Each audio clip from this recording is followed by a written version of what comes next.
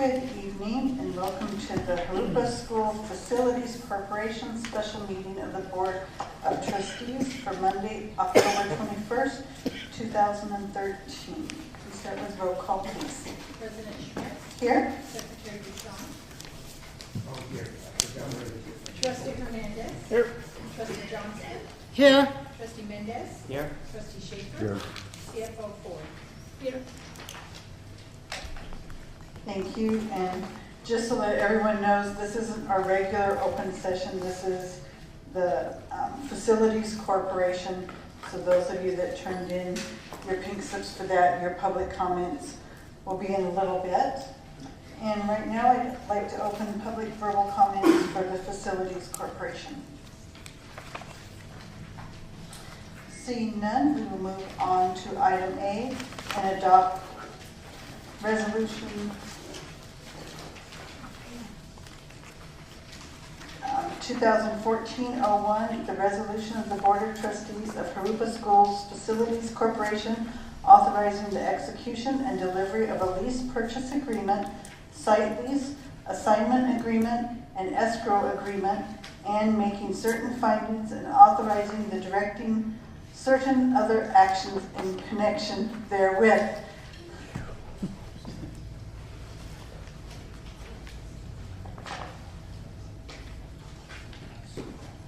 And Ms. Ford, did you have? To say a little bit about this? Okay.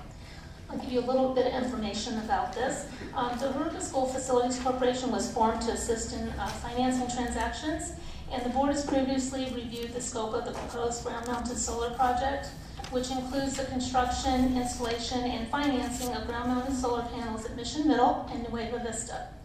To fund the project, the district worked with Valley Arneson and Stiefel Nicholas to review finance options. Tonight, staff is recommending the corporation board enter into a lease-leaseback financing transaction to finance the ground-mounted solar project. The total cost of the project is not to exceed $6.5 million, and the annual interest rate is not to exceed 5.25%. The project and project financing have been through a third-party review, as well as a review by the Riverside County Office of Education. All findings indicate the district is in a position to meet all requirements, and the findings are included in your resolution. Thank you.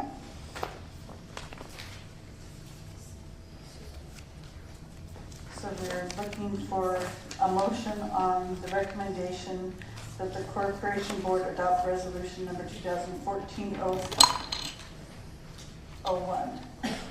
I'll make a motion to approve. Have a motion from Mr. Schaefer I'll second. and a second from Mr. Mendez. And this motion will take a vote by all members of the board. All those in favor say aye. Aye. Opposed? Motion passes 7-0. Item B is approved minutes of the September 16th, 2013 annual meeting. Make a motion to approve. Have a motion by Mr. Schaefer Second. and a second by Mr. Mendez. All those in favor say aye. Aye. Opposed? Motion passes 7-0. And at this time, we will adjourn the Facilities Committee. And now at this time, we will open the public session of Jurupa Unified School District with roll call, please. President Schmidt. Here. Trustee Mendez. Here. Trustee Hernandez. Here. Trustee Johnston. Here. Trustee Schaefer. Here. Daisy Carpio. Here. Shady Foster. Here. Amanda Gardner. Here. Thank you.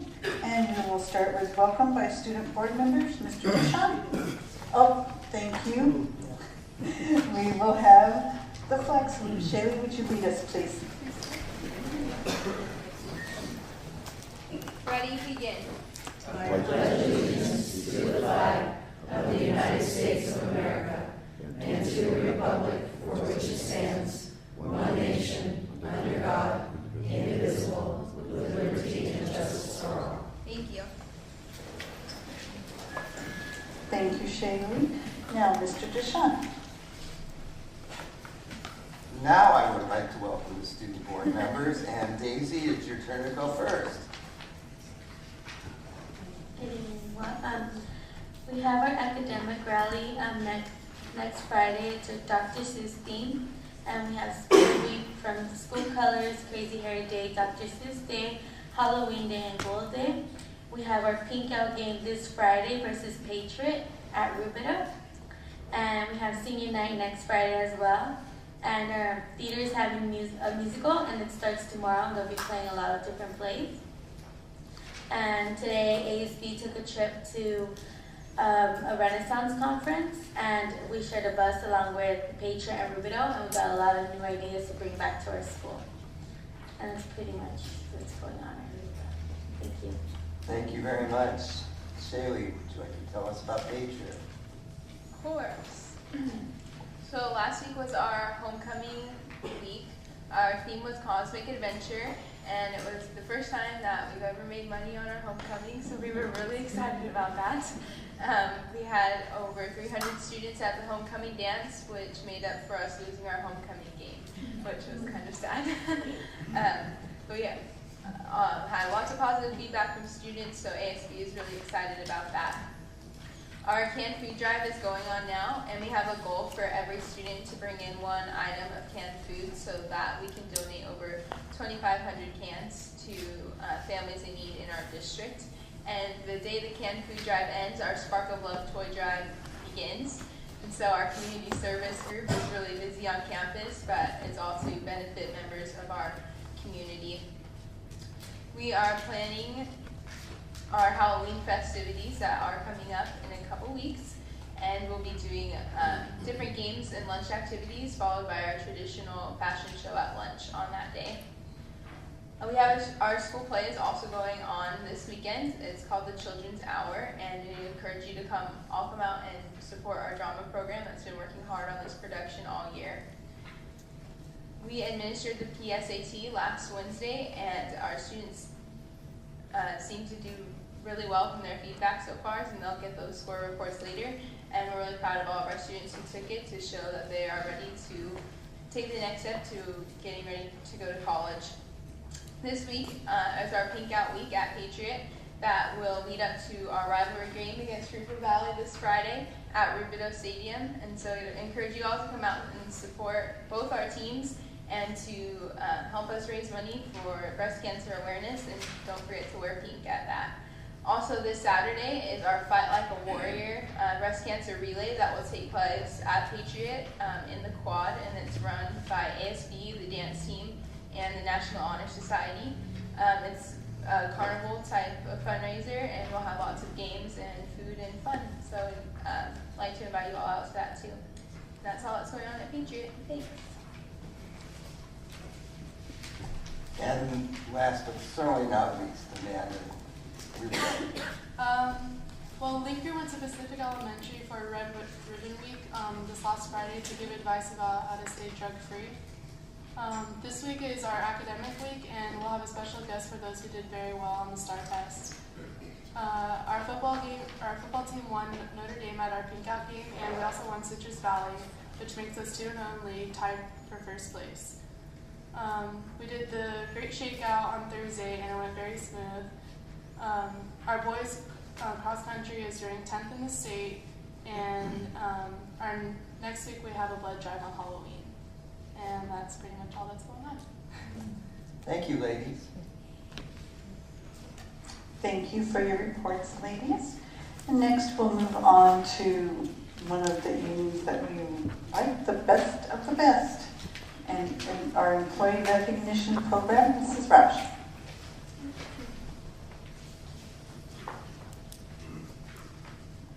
Well, you know the new school year has begun, and already we're several months in, so it gives me great pleasure tonight to present to you, Mrs. President Schmidt, the trustees, and Mr. Duchamp, our best of the best employees for August and September. And just a little side note, we had a new member, a committee member, with our first meeting, Mrs. Johnston, and I hope you enjoyed being there as much as we enjoyed having you. So thanks, and we look forward to our next meeting. Thank you. Okay. I'm not sure if our first recipient is here. Philip Chacon, custodian at Jurupa Middle. He's not here, so I'm going to tell you a little bit about Philip. He's been a custodian at Jurupa Middle School, serving students, staff, and parents for the last 7.5 years.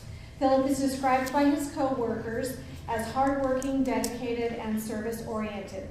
He goes above and beyond each day to help keep Jurupa Middle School looking great. When other custodial staff are absent, Philip doesn't hesitate to step in and does whatever it takes to get the job done. The staff appreciate what he does every day, and we'd like to congratulate him tonight for being one of our best of the best. And our next recipient, Cheryl Schneider,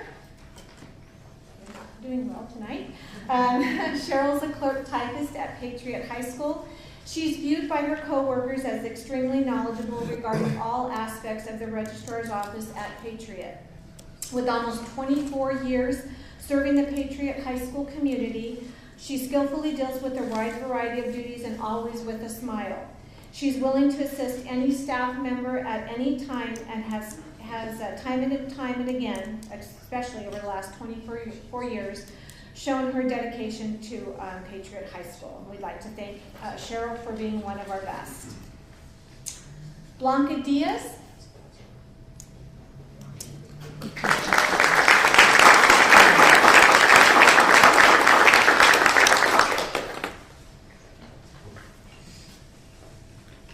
Oh, you don't come here.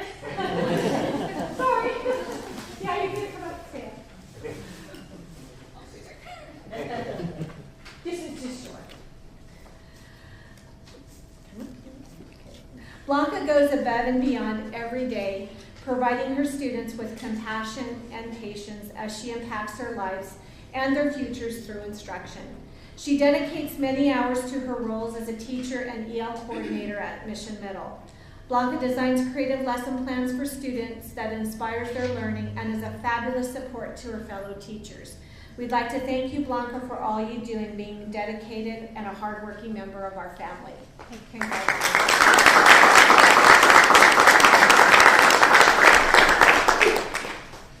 Next, Beth Vandenrath.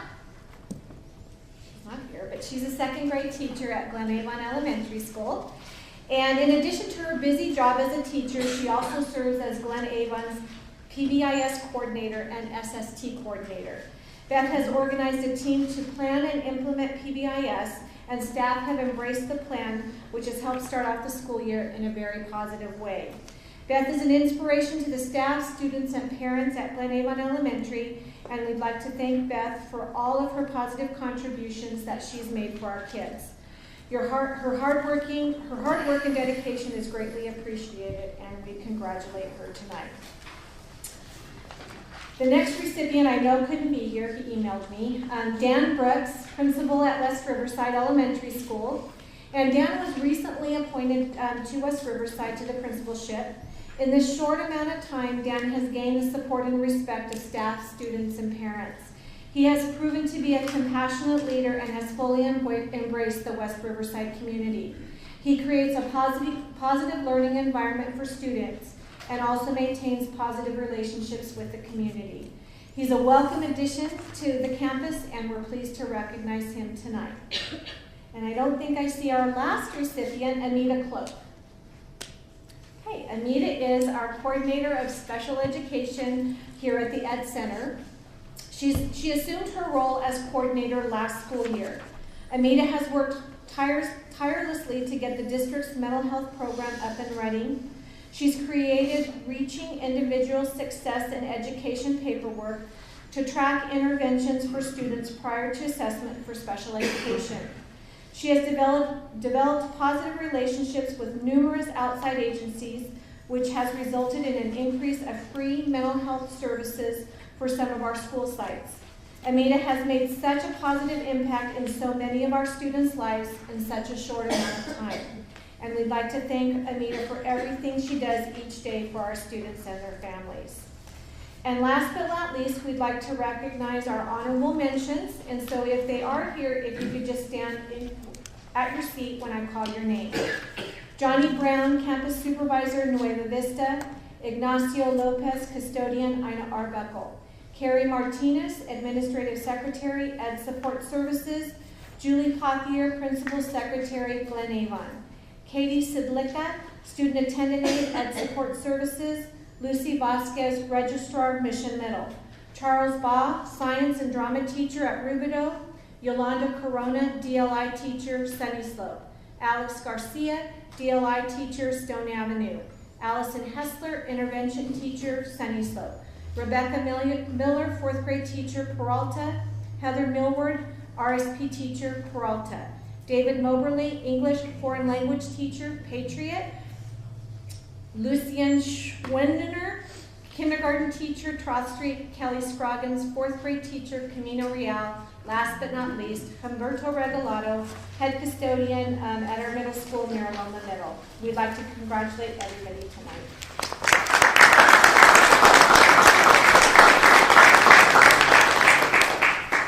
Thank you, Teresa, and congratulations to all of our best of the best winners. Next, we will recognize the recipient of the grant for Jurupa Middle School. Mr. Bruss. Thank you. The Verona Band of Mission Indians, along with Senator Roth, notified the district that Jurupa Middle has been awarded a grant in the amount of $5,000 to assist with the purchase of 350 library books. Thank you. And next is the recipient of a grant, Patriot High School.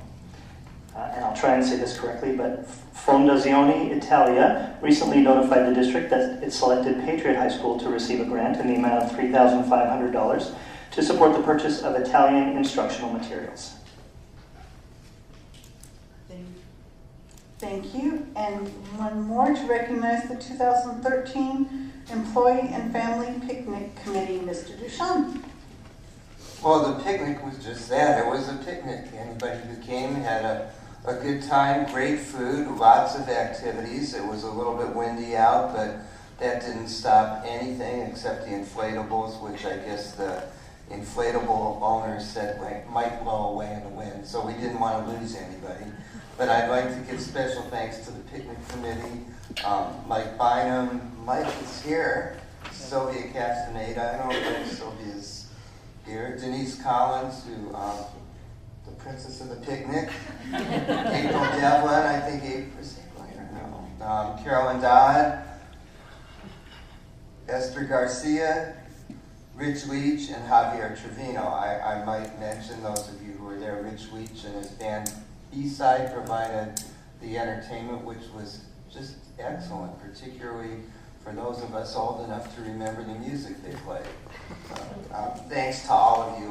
It was a great day. We had, I think, what did you count, 800 people there? 800 people. We had so many donations from vendors that actually probably more than what we used. We may start the picnic as a profit-making enterprise, but the food was great. Thanks, Mike. Everything, but besides a little bit of wind, the weather was perfect, and everybody had a great time. So thank you. Thank you to the committee. Once again, I think we all spoke about it last meeting, how great it was. Next, we'll move on to public verbal comment.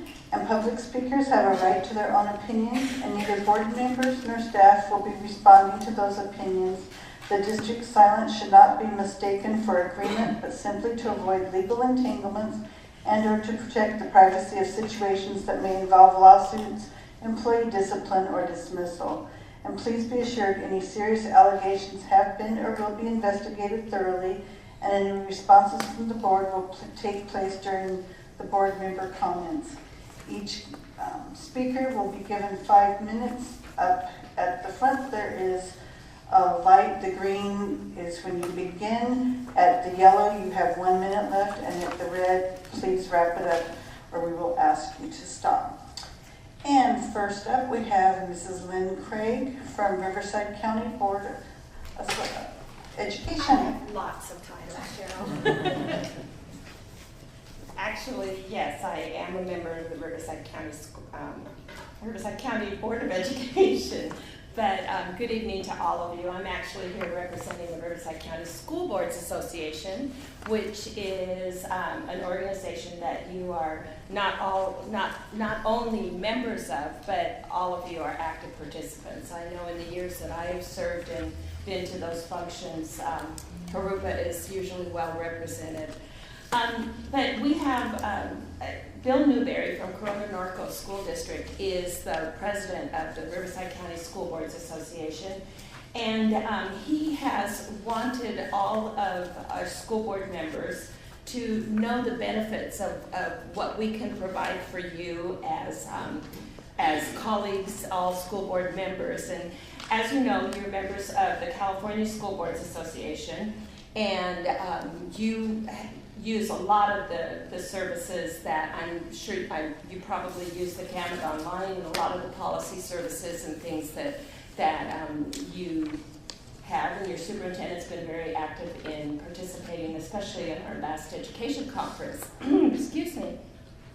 But being a member of the California School Boards Association, we also ask you to be a member of the Riverside County School Boards Association, and we can focus on issues that are more localized and provide support services, and also to bounce ideas off of each other and be assistance on a local level. One of the key things that we want to do is create more advocacy. You do pay a small amount of dues to this association, and so we want you to know that as a group, we would like to be able to offer services, offer events at a lower cost. And one of those events is actually on November 2nd, as I have sent you some emails, and I'll continue to send you reminders until the day. We're having a free legislative summit, and that's one of the things that is in your folder. There's going to be a panel of legislators, and it's going to be at La Sierra High School. But this is an opportunity to interact with these legislators. Come with questions. Put them on notice if you need to do that. But we're really excited about this event and want to be able to provide more of these things. And so we're stepping out as members of the School Boards Association and just want to be in touch with you a little bit more. You'll see in your packets the services that you receive as being a member of the California School Boards Association, but also we have provided you with a pin and a pen as a kickoff to this association really taking the next step. We are having the Fall Joint Conference. You'll see a flyer on that. This is an annual event that San Bernardino County and Riverside County do together. The host this year is San Bernardino County, and you'll see the Save to Date flyer for that. We also keep the expenses really low for those kind of events because we know none of us are in this job for the money. So another thing that Bill Newberry brought to the association members is this activities and events sheet. Being a member of the School Boards Association also makes you a member of this, and this is for discount tickets and things. When they ask you who you're affiliated with, it is the Riverside County School Boards Association. But sometimes at Christmas time, I know I like to stock up on gift cards and things like that. You can order these right through here. You can go online, or I understand there's a local place in Ontario that you can pick these up. One other thing is here with me is my good friend Jesus Holguin, who is Vice President of the California School Boards Association, and we have really good hopes for Jesus. He is online. We're pretty sure he's going to be president of the association in 2 years, and we're very proud to have that representative here he's in Jurupa today, but here in Riverside County. One of the hardest working men. I mean, he has a full-time job. He's now on the executive committee for CSBA, but also really tries to make an effort to attend a lot of the local school board meetings, and so we appreciate his efforts and we're very excited about his future. One more thing, I'm taking a moment of personal privilege because I went to the Parent Engagement Conference a couple of weeks ago, or last month, it was with the PTA, 23rd District PTA and Riverside County Office of Education. And you guys have you all heard about Cafe Literacy? It is the greatest program you guys have. It was showcased at the Parent Engagement Conference. And it was so exciting to see these adults that are meeting as a book club reading classic literature, but by them reading these books, it's helped make English is a lot of their second language, but their children are watching them read, and they're starting to read too. I just think you guys have, well, you have a lot of jewels here. You know I'm prejudiced. But I just want to congratulate you on that program that was showcased, because it was fantastic. In fact, I have the literature that you might like to see. Anyway, any questions? Any questions or anything? You know I'm your local representative, and I am also a director for the School Boards Association representing you. And so you are always, you know I'm close by. So anyway, thank you for listening. Thank you, Mrs. Craig. Next we have Terry Foltz.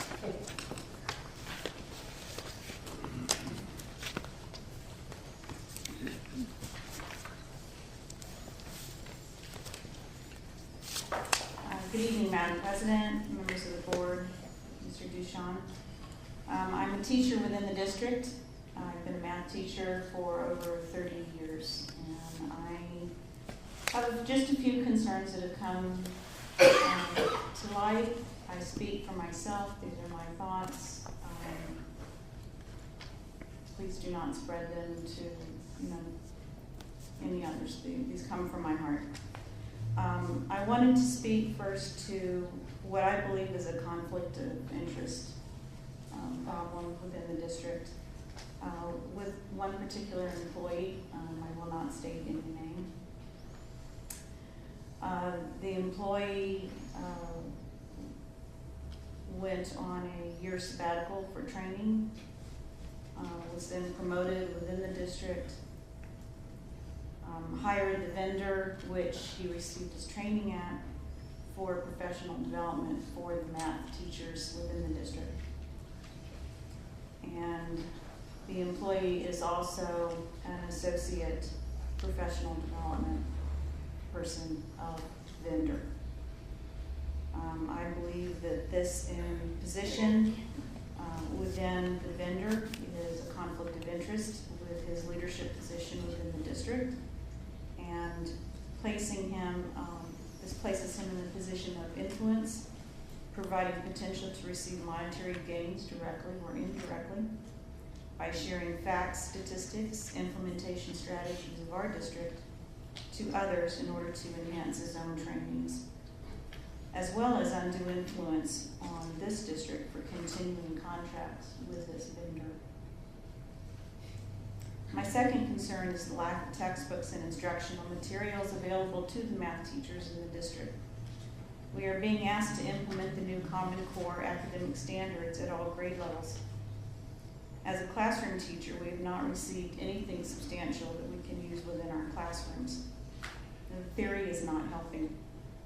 We are left with inventing our own materials from standards that are cumbersome and cryptic.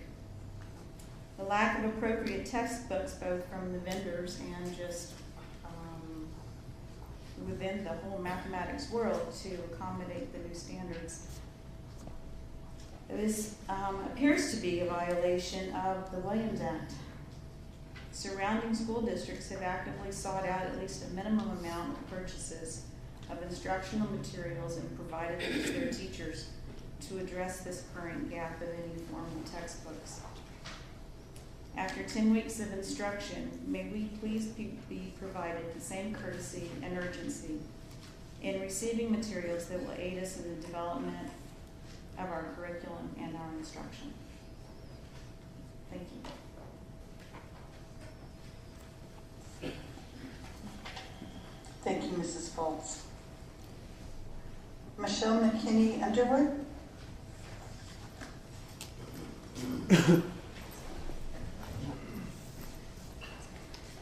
Hi, good evening. Thank you, President Schmidt, board members, and Superintendent Duchamp. I appreciate a few moments of your time tonight. I'm able to come to you at least once a year and talk to you about some grant opportunities. You know, your school district really embraces water and water education. You've had teachers and students represented in our Solar Cup event that we do with Metropolitan Water District, and you also currently have, and in the last couple of years, have educational assemblies. So I really appreciate your commitment to water and water education. Tonight, I wanted to mention to you also that Director Galliano, who is the representative for your area, could not be here this evening with me, so I just wanted to mention that he was appreciative that I was able to come over and mention the grant opportunities. We have our Krieger Grant Program, which if I may leave with you, or the appropriate person, we've got postcards. So this talks about the program. It's $700, up to $700 for creative water projects that your teachers might want to do any grade level with the kids in the classroom. So each year we're able to award about 15, maybe up to 20 teachers, so up to $700 for a program that can be implemented during this school year. We do bring them back toward the end of the school year for an evening reception and congratulations, which concludes their program. We like to recognize teachers and see what they've done in the classroom. We do review all the applications and then certainly select those that are worthy of funding. So thank you for the opportunity. The grant application is online, so again, I can leave all of this information with you. It's a really easy application, and again, look forward to getting some teachers from your district. As I've mentioned, you've been really involved in some of the other programs, so we're hopeful that we can get some teachers from your school district this year. Thank you. If you leave it with Mr. Dabrowski, he'll make sure that teachers get the information. Thanks so much. Thank you very much. And we want to thank you and the directors and the Western Municipal Water District. I know you've been great supporters of giving certificates to science fair participants and even savings bonds and also scholarships and for, helping our solar boat. If you actually have an opportunity, Jurupa Valley High School in the library has all the boats hanging from the ceiling. It's a unique and very special decor. Absolutely. Thank you for the tip. We'll get over there. I appreciate that. Thank you. Great PR picture. And for you. That's true. Thank you very much. Thank you. Next, we'll move on to administrative reports and written communications. Mr. Dabrowski. Thank you. Tonight, in my brief report on transition to Common Core standards, I want to talk about parents and how we're informing and involving them in our transition, some of the things that we've done up till now, and some of our future plans. Going back to last spring, we began by about the same time as we were making some presentations to the board. I made presentations to our District Advisory Council, our District Gate Advisory Council, and our District English Learner Advisory Council, all about the why we have come to this place of Common Core standards and what they will mean for their students in classrooms and at home, and what they'll see different in terms of instruction. So we started there, and then moving into the summer, as we came to the realization that some of our upper level middle school and ninth grade math offerings were going to change, and we talked about that in the spring. We knew we needed to involve those parents more directly, so we held parent meetings for all students possibly affected by that. We had 2 very well-attended parent meetings in the Patriot High School theater. And then moving forward into September, we sent a letter home to all parents that talked about our transition to Common Core, and then specifically talked about STAR testing. And then all of a sudden 484 passed and it became obsolete. So we're going to be sending a new letter home to talk about how there won't be STAR testing this year and what the implications are for parents in terms of that. But that'll go home in another month or so.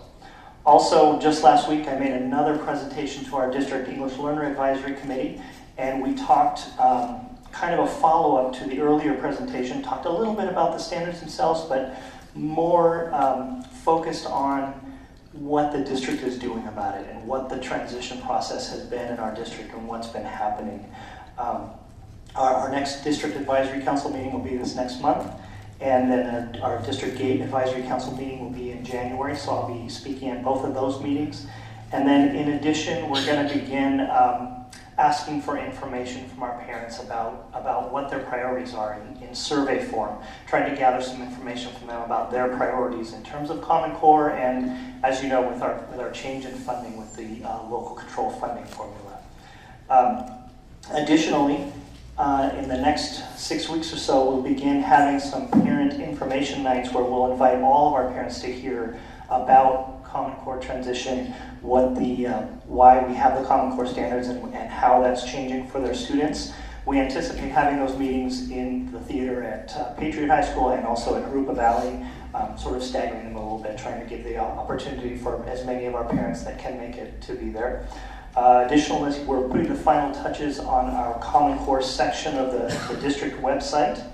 And then we plan to, as we move forward and receive the regulations and the guidance in terms of developing our local control accountability plan and our LCF funding, we plan to use those structures to talk with parents and ask for information from parents as well, so that they can help us and partner with us in the transition, both in terms of the curricular transition to the Common Core, but also the funding transition and sort of the new age of district funding.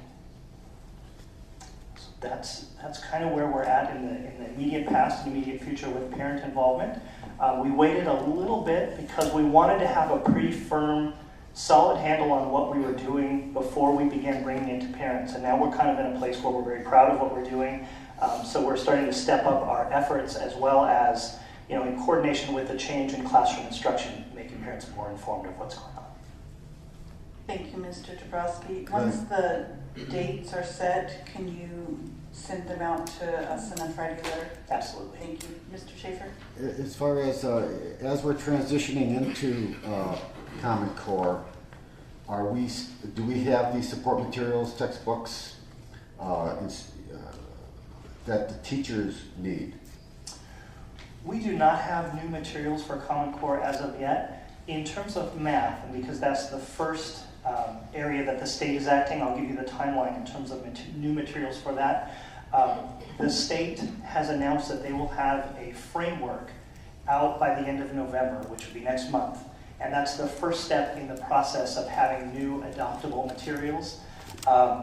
They also say, and I've seen it on their website in 2 different places, either January or March, when they will have the full list of approved adoptable materials for districts to seek a new full adoption of math materials. So as soon as that happens, we will begin the process. And that's, it takes a little time to adopt a full set of new materials, because there's a teacher review, a public review, a multi-step process with the board. So we'll proceed with all possible haste, but it will take a little bit of time to do that. We've looked at some of the materials that have been available, and I can say without a doubt that every single textbook publisher has done a really good job of putting something on the front of their textbook that says it's Common Core. But they haven't necessarily created effective, long-term Common Core materials that we want for the next many years. As you know, when we adopt a set of materials, it lasts us a long time because they're very costly. So while we have purchased a few pieces of what we would call gap materials, just a couple at, say, 8th and 9th grade, we have not completed a full set of new materials because A, they weren't available in a quality format, and B, we wanted to do it right. So it does present a problem for our teachers, and we certainly understand that, and have provided whatever training we can and support, but it is taking a little bit of time, and some of that is just dependent on the state. So we're on pace as other school districts are as this transition goes in, but the comments that we heard, can you address that as far as on your own after this meeting or tomorrow, as far as getting them the materials they need? Because it sounds like someone's not getting the materials they need. And when you say, can you address that, you mean can I? Not now. Okay. I'm saying there's an issue. Absolutely. Okay. And report back to us. Absolutely. I have a few questions. I've also heard from another teacher, upper grade school, and I'm wondering if we're confusing our teachers. I mean, they don't have set materials. She said that getting so much information, we're getting, I don't know what they're getting, sheets, directives, what they might be getting. And they know that they have to concentrate more on what they're teaching in a broader sense and spend more time. And she's saying there's no time. There's no time to do that within. So is this confusion for some teachers, maybe teachers that have been in the business for a long time and this is new, or they're not sure what is expected. Do we need more communication to them? What's the problem? And can we fix it? I'm not sure I can say absolutely yes or no that we can fix it. This is a difficult year for all teachers, whether it's a new teacher or a 30-year veteran. This is the shift to Common Core is a huge shift. It's a complete change in some of our instructional priorities, and we are doing our very best to support them in every way possible. We've provided training in specific aspects of instruction. We've stressed with our principals, and we're all kind of working together to provide whatever time is available within the workday to allow teachers to either collaborate or to try and overcome some of these obstacles. We've repeatedly sort of acknowledged that this is a difficult year and that we're in our first step of implementation, and so we're trying to affirm and support rather than hold strictly accountable, and we're all sort of working together to do the best we can, but it is difficult. It wouldn't be fair to say otherwise. But I think we are doing everything that we feel we can do, and we're continuing to communicate with teachers and groups of teachers to get whatever feedback we can to listen and respond. Well, couldn't we rely on our principals? I mean, you meet with principals, right? You're at certain times Yes, of the year as a whole group, or? Yes, everyone. So, I mean, I'm thinking that there needs to be that the principals, perhaps the teachers in those schools, should be giving some input or feedback to the principals. And perhaps they can handle it at their local school, at their local level. And that's absolutely happening. Principals are gathering feedback, and each time when we meet, we're discussing it. We're considering that feedback and looking for any supports and trying to determine what supports can be handled at the local site level and what supports can we provide at the district. We're trying to communicate a lot, and I send regular email direction and information out to all teachers as well as principals themselves. So we certainly are doing both those things. Can I address that for a second also? We've done a lot of staff development, and I think, as the board knows, the state adopted Common Core standards, and they will be mandated. And this may be a horrible analogy, but I'm going to try it anyway. It's kind of like did we all have song flutes when we were kids? It's kind of like going from teaching 10 songs on the song flute to one really good song on the flute. It's much more in depth. It covers a lot more deep into the curriculum. It's a deeper understanding. And every subject, that's exactly what's happening, which now is math and language arts, with science, I guess, coming on board later. Yeah. But no, we don't want to confuse them more. But so we did make a strategic decision to start staff development early to give teachers an opportunity to kind of blend. And there was even some concern statewide last year, and that was one of the things you heard in regard to even using CSTs last year, that they were testing the old standards as opposed to the new one. As you know, the legislature did decide this year not to use the CSTs. So we're hoping that it'll make our job a little bit easier, but I think we all share some empathy for the teachers, and at the same time, know that the feedback we're getting is that the actual materials and the type of teaching provide more flexibility, more depth. And I don't know that we've taken a vote because it's not something we can change anyway, but they seem to really like it. And as I walk through the trainings, we're extremely engaged with the people involved in the trainings and kind of like the type of teaching that was involved. But all that being said, it's still really, it's difficult. It's a new set of tools for a trade that some of them, as you said, have been doing for a long time. Any other questions or comments? All right, we'll move on to 4B, Williams Settlement Quarterly Uniform Complaint Report Summary. Mr. DeGrossi. Thank you. This is our quarterly complaint summary where we would provide you with information on complaints we've received, and we've received none this quarter. Thank you. And next we will move on to public hearing session. Okay, Mr. DeBrus, or Mr. Dushan. That's quite all right. Since it seemed to be the topic of the day, I thought I'd mention a couple meetings I attended and will be attending where LCFF seemed to be the dominant subject. As you may or may not know, I sit on the FCMAT, Fiscal Crisis Management Assistance Team Board, which has the, sort of dubious honor of deciding which districts are insolvent and get to have, or are required to have state trustees. And as you can well imagine, the LCFF is quite a concern fiscally for many districts, some who are funded less than more, but the topic was generally about LCFF and the implementation, and the deputy superintendent from the Department of Education was there and kind of went over the state board's timelines, which are as follows: that there are currently no regulations for LCFF. What is written in the law certainly stands, but it's usually the Department of Ed that writes the regs. But in this case, everybody punted and it landed in the football carriers, the State Board of Education. So I guess again, following that one, they're going to have draft regs before Super Bowl Sunday. It should be January 15th. Those regs are to be adopted March 15th. And your first LCAP, the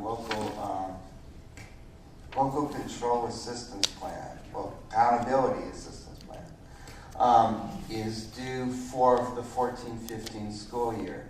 So so along that line, I'm also on an implementation committee next Thursday with the state board, giving feedback on those regulations and on what's, I guess, called the Governor's Kitchen Cabinet on that.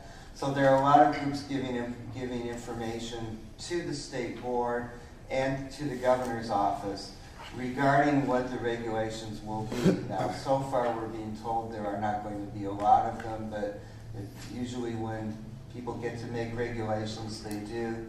So we are following very closely what the requirements are going to be. And again, as Mr. Dabrowski pointed out, where we know we can start doing things, we are, but we don't want to get ahead of our direction.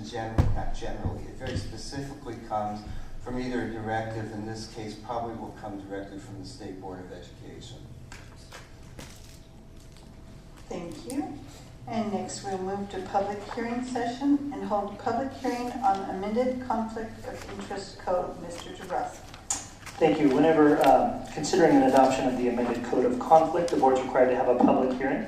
We are later in the agenda bringing forward an amendment to the code, conflict of interest code. It's just the addition of a couple of new positions and deletion of a couple of old positions that we no longer have.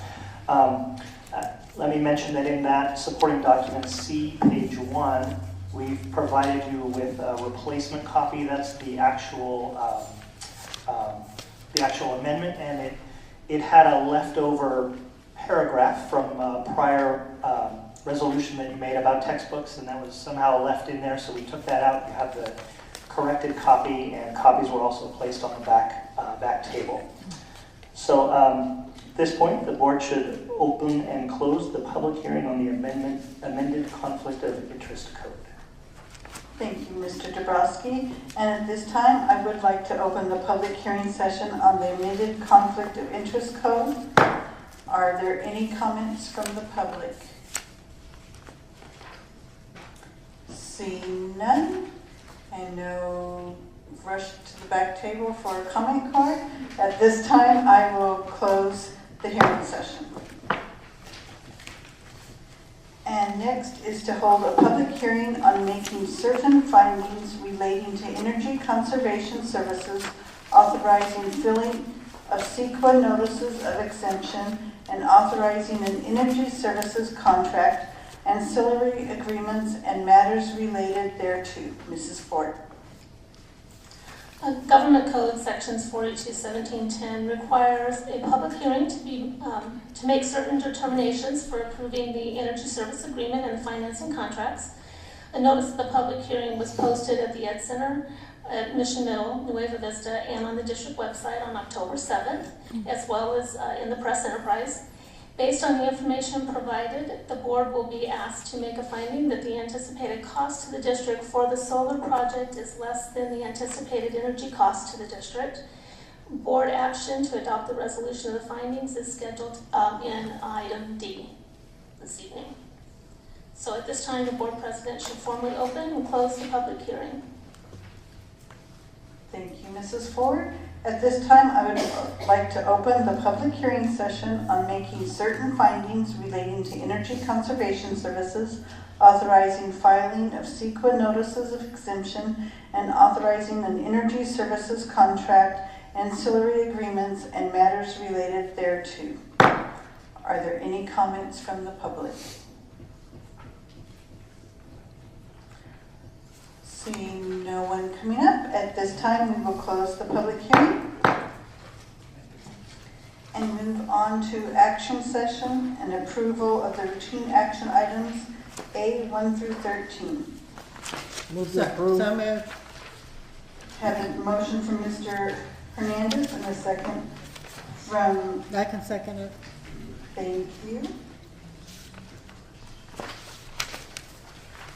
With the motion and second, student board members, all those in favor say aye. Aye. Opposed? Board, all those in favor of approving consent say aye. Aye. Opposed? Motion passes 2-0 student and 5-0 board.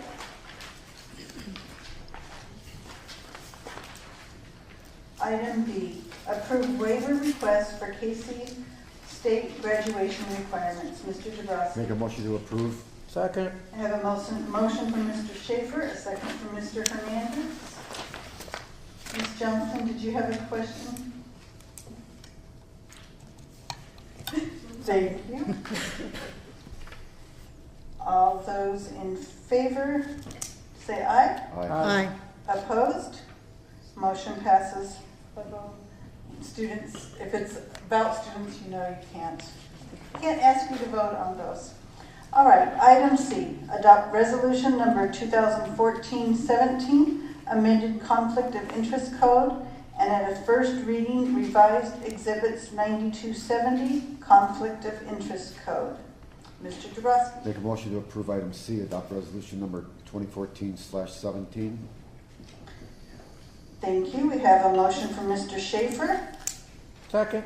and a second by Mr. Hernandez. Any questions or comments? Students, all those in favor say aye. Aye. Opposed? And board, all those in favor say aye. Aye. Opposed? Motion passes 2-0 students and 5-0 board. Item D, adopt resolution number 2014-18, resolution of the Board of Education of the Jurupa Unified School District making certain findings relating to energy conservation services, authorizing filing of CEQA notices of exemption, and authorizing an energy services contract, ancillary agreements, and matters related thereto. Mrs. Ford. Yes, on this item, there is one section that needs to be changed. Mrs. Schmidt, do you have that? Okay, it said for 19, for 18 and 19. Oh, was it? Oh, that must be for 19. I apologize for that. Okay, so on 18, the district has analyzed the feasibility and potential cost savings of an energy efficiency and renewable energy project for ground-mounted solar at Mission Middle and New Vista.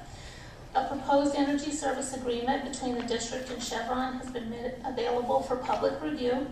The board may approve the energy services agreement if anticipated cost of the solar power services will be less than the marginal cost of the electricity the district would have otherwise purchased, and if any fair market rental value of the leased space is offset by below market energy purchases provided to the district. This agreement is subject to the approval of an equipment lease purchase agreement by and between the district and WAB Investments, Inc., a subsidiary of Western Alliance Bank. In addition, the board may find the project is exempt from the environmental review requirements of CEQA under sections 15303, 15311, and or 15314, which exempted accessory structures to existing school facilities that do not add student capacity of additional classrooms, which in this case, this project would not do that. And tonight we actually have Chevron Energy Solutions here. If the board would like to see a presentation, just a brief presentation on this project and looking at the savings that this would provide the district as well. So if that is to your liking, we can bring Chevron. I would like to see it. Okay, I see a lot of head shaking, so. Okay, so I'd like to introduce Mr. Larry Badler from Chevron Energy Solutions, and I'm not sure if Mr. Jonathan Brown is going to join him, but he is welcome too.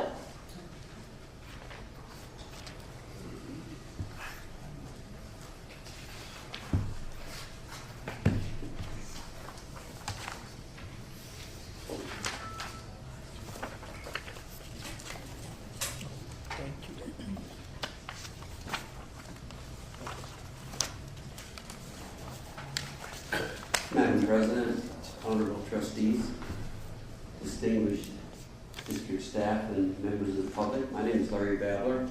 I work with Chevron Energy Solutions, and my colleague Jonathan Brown is Senior Operations Construction Manager for the project.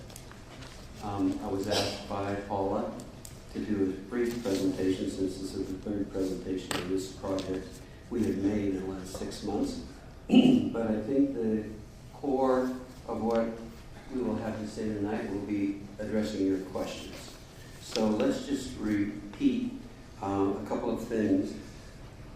About 6 months ago, Edison offered a new rate that would allow government entities such as the school district to wield solar power to facilities that wouldn't facilitate solar energy, and thereby using their system to generate savings for the school district. So when I heard about this program, I called Paul Gill and told him about it, and he said, we need to talk.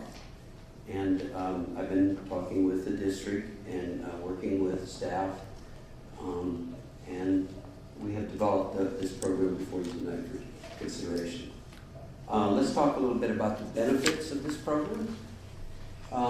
First and foremost, this district has had a long-standing, long before we came, a legacy of stewardship in energy efficiency. If Mary Burns were here tonight, she would go on and on about that.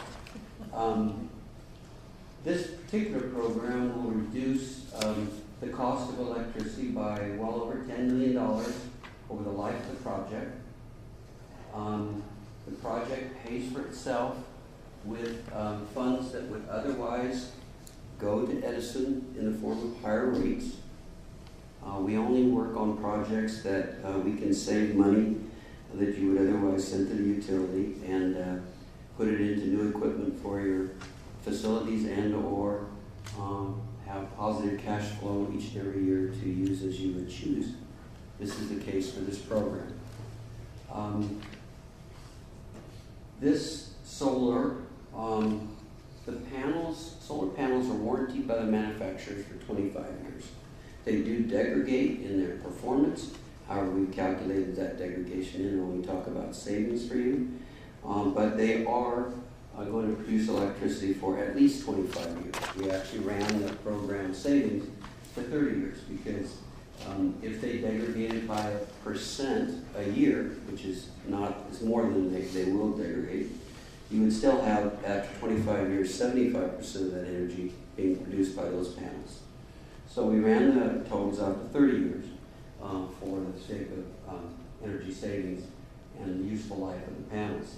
There are obviously environmental benefits. There's utility incentives equal to $100,000 for this project. The system will be maintained under the contract we have proposed by Chevron. We are ambivalent in terms of doing the maintenance, but we like to recommend, and staff has approved, that we start the maintenance and we figure out what the optimum maintenance for these panels are, given these are on the ground and the ones we put in under phase 2 are all shade structures, that we, for the first 5 years, provide the maintenance.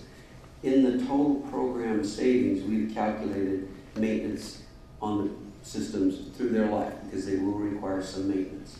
There's only one moving part in a solar system, and that's a small fan in an inverter that keeps the inverter cool up, changes the DC power to AC power. But they still have to be made in terms of washing to get optimum production for panels.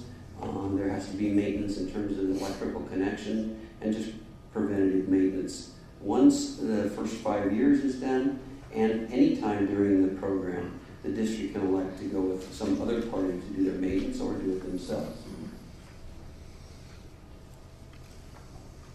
Chevron is again guaranteeing the performance of this system for the district, and we are now going to be able, with this program in place, to distribute solar power to up to 50 accounts in the district and other facilities.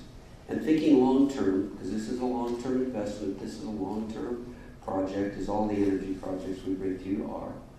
And thinking ahead, you may need a new school. You may need a place where you actually can't get the solar. But every year you can change where you distribute these benefits. And down the road it may become very, very attractive. So our phase 1 project installed 2.7 megawatts of solar at 9 sites. That was 8 schools and here at the district office. Those panels were under a performance guarantee with Chevron. We have done a preliminary performance evaluation, and we know that they are performing at 108% of our guarantee. That's system-wide. So they're doing better than we guaranteed, and that's the way this is supposed to work. We want to give you conservative estimates and perform better.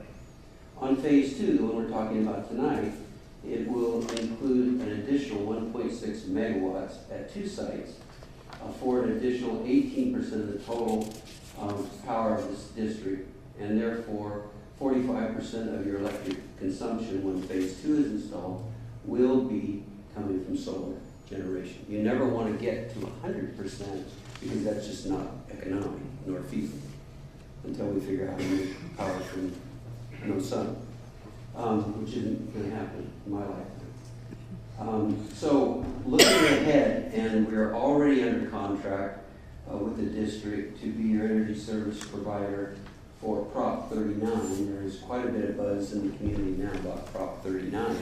This is funds coming from the state that are for energy efficiency primarily. Once you prove that you have energy efficiency, you are able to get this money. This money is estimated for the district of your district, approximately $5 million that will come over a 5-year period in 1-year increments. And we've been working with staff for several months now on what to do with Prop 39 funds.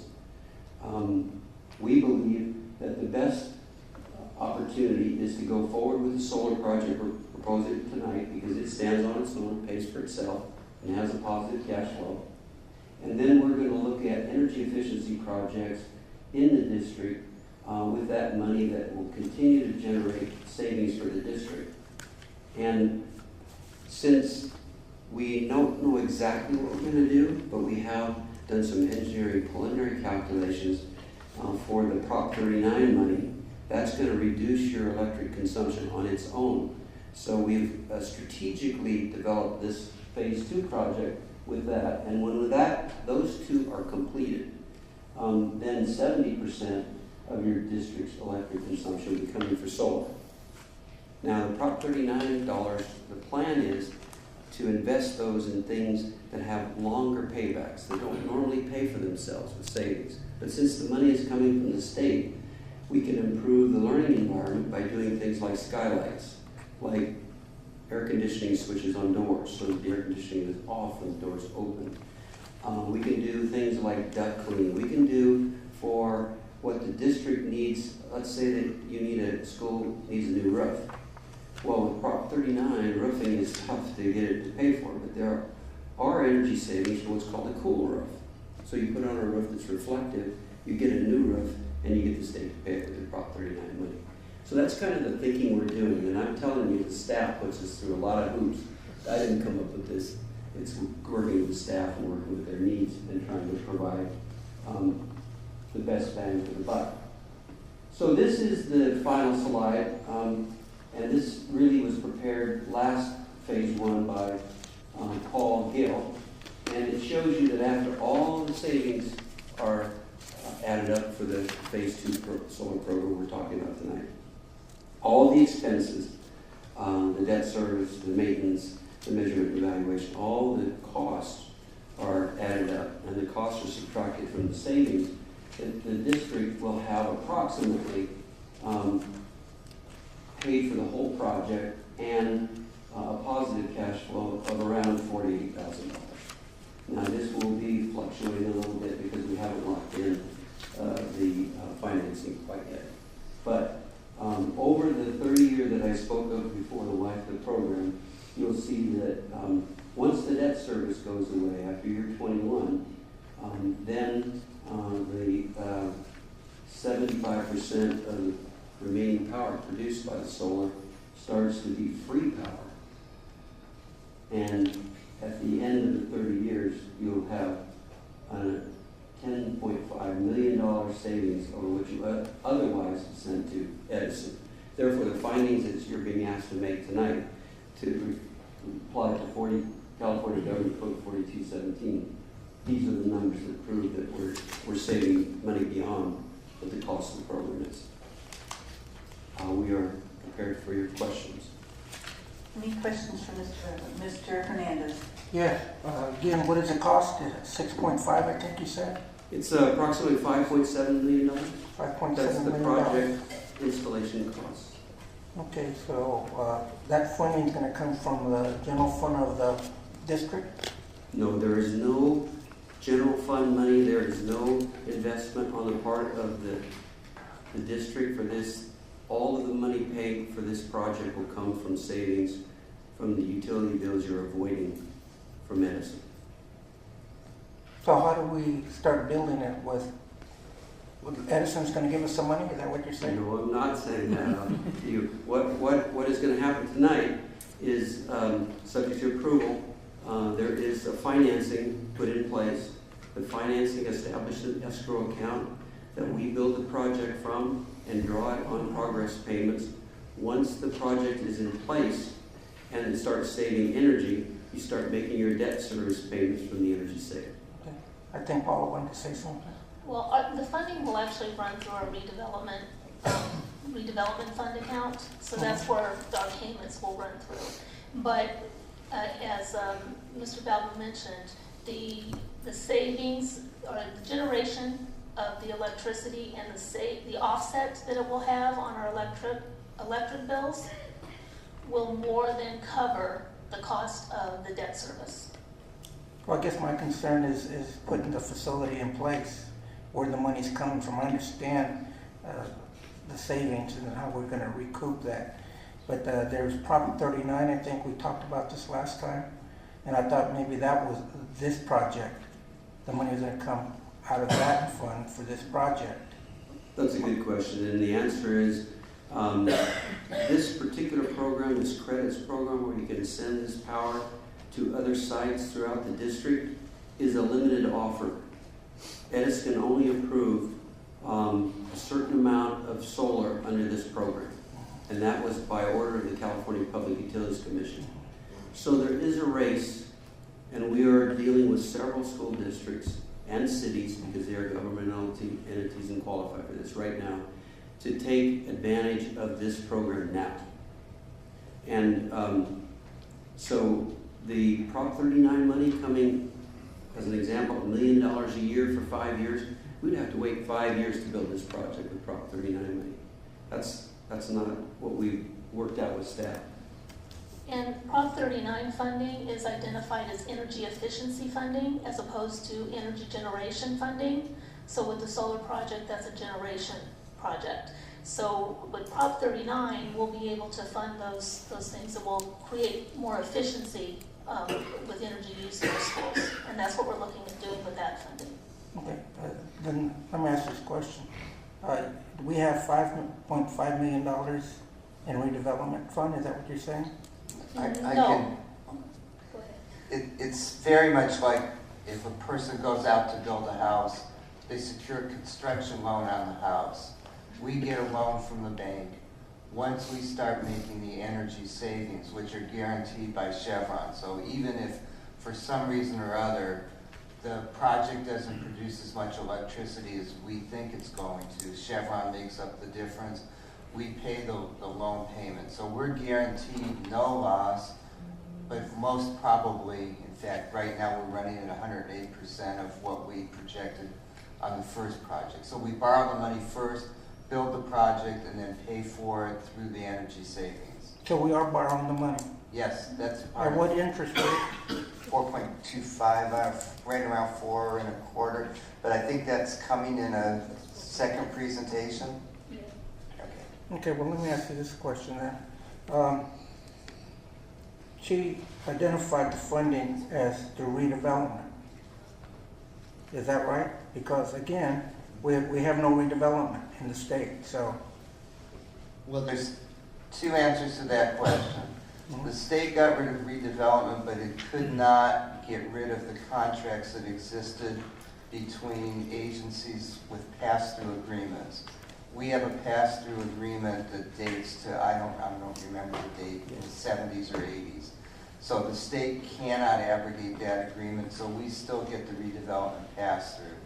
It's, the redevelopment is securing it, but the actual payment savings comes through our reduction in utility payments. Okay, I understand. I think that's the definition of redevelopment versus a redevelopment pass-through are two different things. That's why I'm sitting here trying to. Okay, yeah, we call them, well, they are redevelopment funds, but they come as a result of this old agreement. I can't remember the date. And how much is 78, 88, something like that. And how much is generated in that fund? Redevelopment, 2.7 million a year. Okay. This will not deplete that amount, though. No. I'll be quiet. Even if we didn't have that ongoing, we have some of those funds now. And if you started making the payments, you would also begin earning the savings, which would pay. Eventually, you won't be worried about the redevelopment money. You'll have that money in saving to pay that. Right. And over time, say 21 years to 25 years, in that period it'll possibly be paid for, then that money is free and clear.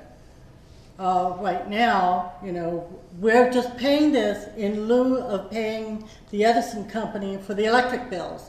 So that's what's happening, so why not take advantage of that? And then in year 25 or year 30, we'll be in great shape. So we're just paying Edison, right? Is that what you're saying? No. We're not paying Edison. Okay, so we're not paying. Not as much as they got. Somebody is. And I'll stop. Mr. Mendez. I'll take a run at this. Good. Because I think I asked a similar question at one of your previous presentations. Basically, the bottom line is that we're not looking at jeopardizing the district in losing money in this project at all. Because, well, first of all, going back to the comment you made earlier, is that the redevelopment is just sort of an account through which you're running the money for that's incoming and being banked and then drawing from it to pay the costs as we go along. Correct. Okay. Second thing that I hope I understand is that the reason that the district is on, say, a financial sound footing in taking on this project is that we'll be withdrawing money from a loan account we'll establish, and we'll pay it back as we begin the construction initially and all the other upfront costs. So again, once again, there's no monies from district monies or operations initially to draw from to get the part of the project started. It'll be done exclusively with a loan account. Yes, it's all in the loan, built Right. into the loan. Yes, sir. And so then from there let me see if I can finish my thoughts here. So as we progress then, the payments would come then from the electricity that's generated over time. But the reason that, again, we're not coming up with any upfront money from any of our existing budgets is that Chevron is backing up the agreement that if anything would happen, the district would not have an obligation to pay any of those monies that were borrowed. Is that correct? Or is somewhere along those lines? Well, what Chevron is guaranteeing is that the savings that we will receive, or the offset of our electric bills, will cover the debt service of our loan. Again, over time, basically the same thing. That in time, we would be able to repay back the loan and still be an additional cost to benefit from beyond that. Yes. Okay. Thank you. And I not want to confuse us at all, but add to it that we have included not only the construction costs being paid for savings, but we've also included a reasonable estimate for inspectors that are required to inspect our work, all of the financial assistance and legal assistance you needed to get to this point tonight. All of that, subject to approval of this program, is paid for from the energy savings. So the concept is no out-of-pocket and savings each and every year, culminating in over $1 million, $2 million worth of savings in the last several years of the product. Thank you. I have one other question about the equipment. Over the period of time, you will maintain the equipment, including solar panels, if any are broken. What if your company makes there's a better solar panel, let's say 15, 20 years out? Would we get the benefit of those? Would we get to have our panels changed out at any point, where any opportunity to get maybe they're more efficient, maybe they last longer? Would we be able to benefit from that? Well, we consider ourselves, until you tell us otherwise, a long-term energy partner to this district. So it's our job not only to maintain the system and make sure that it performs as we're talking about tonight, but at any opportunity to improve productivity through any kind of technology improvements. Shame on us if we don't come back to you and tell you, hey, there's a better way. Let's install a better way. Is that part of our agreement? I mean, do we have that in writing? That is not a part of the agreement. Should it be? Well, Elliot said it best when we did the first project, and I said this before you, that he didn't want us to go away after the first phase, and we have it, and we think we continue to bring value, and we want to do that over the long haul.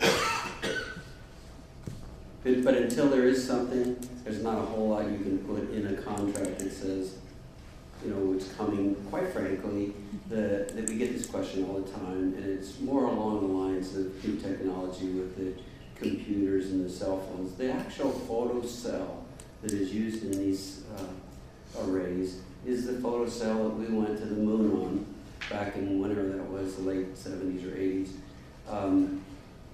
What has really changed about solar is that there's so much more adoption of solar that the panel pricing is coming down and continues to come down. And so this makes it very economic to install it, but the technology will need some kind of major breakthrough. And by the way, Chevron has a policy of not taking a flyer on some new gadget. We don't think you or us are in the new technologies R&D business. We want, for our facilities and your facilities, bulletproof. We guarantee these savings. We can't take a flyer on somebody's latest and greatest opportunities. So until we get the newest thing installed in our facilities for at least a couple of years and get performance at our facilities on those technologies, we won't come back to you and talk to you. I mean, we have done that time and time again. It's paid big dividends for us and our clients. Mr. Schaefer. So we could have a good faith agreement, though, right? Well, also one other question, what Could I shake goes your hand on around. that? What goes around and comes around is that the real savings in solar is tax credits. But that doesn't sound to me that it makes a lot of sense. There may be some tax credits that Chevron gets to enable you to help us get solar. So what do you think about that? Well, that's a big question. Well, first of all, you don't pay taxes. So tax credits are something that is taken advantage of in other areas. Tax credits and incentives from utilities have stimulated the solar market to the point where we do have solar panels that are reasonably priced, and we can install them in a program like this for a district without a contribution. So if you're asking a personal opinion, I think that they've been successful. Do we need them to continue? As long as the panel prices come down, I think we're going to be okay. The three investor-owned utilities in California were allocated a certain amount of solar incentives. San Diego Gas and Electric and PG&E, Pacific Gas and Electric, have already spent all of their solar incentives. Edison is the only investor-owned utility left with incentives.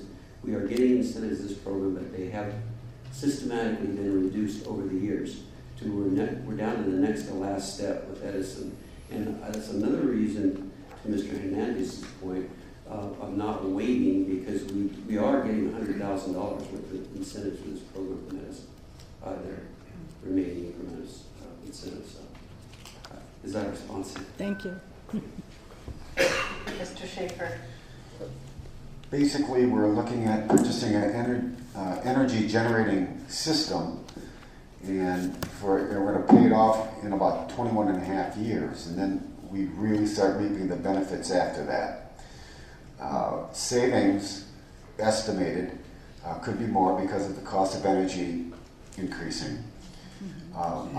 I see a lot of benefits here. Right? I think the first project we're saving, what was it, 27%? This will save up to 45% of our electrical costs. We'll be generating 45% of our electricity. So we're saving. Yes. To your point, also, it always enters the conversation at this point about San Onofre and the decommissioning of San Onofre nuclear plant. It's been estimated that will take 60 years, that it will cost at a minimum, the first estimates are $4 billion, that's the B, dollars to decommission that plant. Somebody's going to pay for that decommission. The ratepayers would be paying for that. Thank you for that. Just a couple, So, I don't want to say it, but I knew he knew. The projected savings per year is breaks out to almost $49,000. That does not include some insurance, extra insurance policies. Is that correct? Yes. Okay. And then the first 5 years of the maintenance is financed, and after that, then we go into another agreement with either Chevron or whoever the school district picks. So these numbers, the only thing these numbers do not reflect is if the cost from, let's say, Southern California Edison increases, it does not show that savings that we will have because we're generating our own. Is that correct? That's absolutely correct. We can only guarantee what we can control, and the control is the production, and that it equates to, on a conservative estimate, the dollars we're looking at. As rates increase, the savings will increase because you're fixing your cost of the solar system subject to your approval tonight. Just one last question. This Edison program, how long does it last pertaining to this project? Well, the Public Utilities Commission has granted a limited amount of megawatts to be included in this program. But once you're in, you're in. Okay. Because it would be unfair for a district like yours to make a decision based on a rate that then they would pull out. So typically what has happened on all of these kind of rates, in my 42 years of working in the energy field, is that once a rate is established, you're grandfathered in. If it changes, you're still in because they don't want to come back and say, well, you made a good decision last year, but this year we're going to take it away from you. And one last comment. Trustee Johnston had mentioned if there's an improvement in technology, more than likely, no one knows, but it could be retrofitted onto these frames or whatever you... Absolutely. Just like we talked about for the shade structures. The actual structure that holds the panels is there. It's made of steel. It's going to last for a long, long time. So that infrastructure will always be there. If the panels get better, we'll be back knocking on your door. Mr. Hernandez, do you have something else? Yes, I do. Ms. Ford, the project going to cost us $5.5 million? The actual project is 5.8, but there's additional fees. 5.8? But there's additional fees that are involved in the project, which will bring it up to, the estimate right now is about 6.2. 6.2? Yes. And that is with the insurance, the interest rate at being 4.5? The interest rate is, I believe it was at a 4.1, is the last interest rate amount that we were provided. So what was the total amount then with interest rate and everything else? The 6.2. So that includes the interest rate? Well, the total over the life of the loan? Yes. Because I want to know the total cost. Is approximately $10 million. 10 million. And the savings here is 10,572,000. Is that right? Yes. Okay. And then just one more question. On the $2.7 million through redevelopment pass-through, that's not dedicated to anything in our budget right now, is it? We have certain items that we use that for. So it's not earmarked necessarily for a particular thing, but there's certain functions that we use the redevelopment money for. But after the board makes a determination if they want to go forward with this, then it will be earmarked specifically for that, right? Then we would use Okay. that funding, yes. Okay, thank you.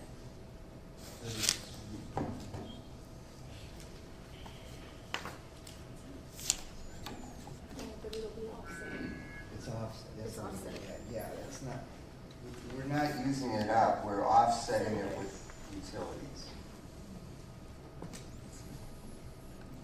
Hey, anything else? Ms. Johnson? The only last thing I'm thinking about is if the cost of electricity goes up so high, could we still be saving enough? We would actually save more. Then we would. Because the cost of each unit of electricity would cost us more, but our debt payment would stay the same.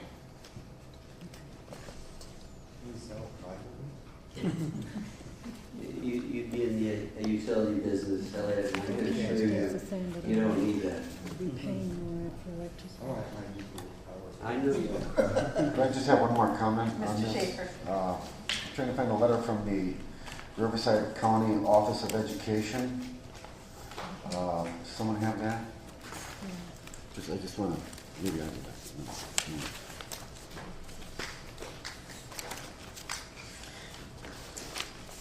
I had made a comment at the Riverside County, well, here it is, I think, yeah, here it is, thank you. They had made I thought that their comment that the district's repayment is probable was a little lukewarm, but I guess that is their normal verbiage they use in this type of endorsement. They had mentioned that in the event the cost savings do not fully materialize, the district's general fund will be the primary source of repayment. So